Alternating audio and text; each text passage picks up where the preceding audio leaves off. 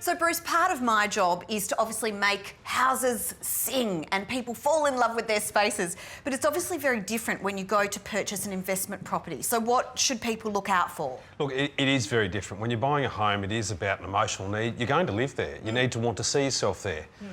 Buying an investment property is completely the opposite. It is about one thing and one thing only, and that's making money. So it's safe to say that most people would set out to want to make money, but how do they actually go about that? Research, research, research. You need to start looking at the sort of things that you want to buy. There's a lot of great paid research out there, but there's so much great free information as well that you can get on sites like realestate.com.au.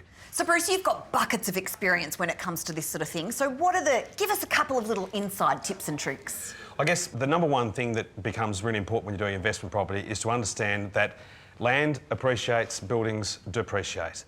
Land is a scarce commodity that over time will increase in value, but buildings fall apart. That's what happens to them. If you don't keep them properly maintained, they fall apart over time. I won't buy property that doesn't have a very healthy land component, as in 30 or 40% of the value of the property.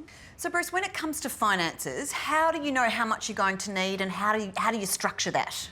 Always make sure you go and see your bank or a mortgage broker before you get started so that you understand exactly how much you can and can't get and how much lenders are prepared to lend to you. And that sort of stuff is crucial.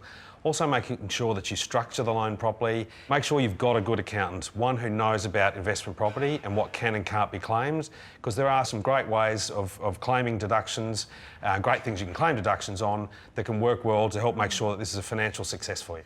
Okay, so we've got our finances, got our accountant. The big question, how do you know how much you should pay for a property? It can take years and years of experience of understanding where and how a market is going in a particular suburb. So if you're new to this, one of the best things you can do is to get a valuer. They will help you set a limit on what that property is worth, and you just make sure that that's it. You don't overpay. You don't go over that limit that you set for it. Overpaying as an investor is death. It is what's going to, it'll take years of your growth away from you if you're overpaid even by 5% or so, potentially. So make sure you don't overpay and get some professional help, particularly if you're new to the game.